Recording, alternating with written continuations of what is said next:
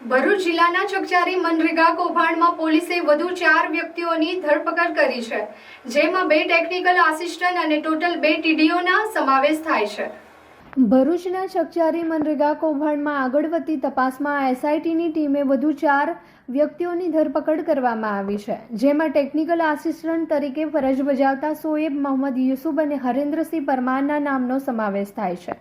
ઉપરાંત નિવૃત્ત ટીડીઓ મહેશ પરમાર અને હાલમાં નેત્રંગમાં ટીડીઓ તરીકે ફરજ બજાવતા મોહમ્મદ સહલ ઇસ્માઇલ પટેલની પણ ધરપકડ કરવામાં આવી છે।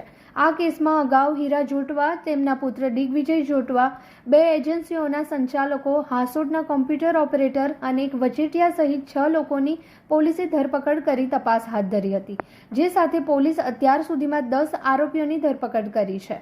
પોલીસે પકડેલાની ધરપકડ સાથે તપાસ વધુ સઘન બનાવી દેવામાં આવી છે, જેથી આગામી દિવસોમાં વધુ અટકાયતો થવાની સંભાવના પણ છે।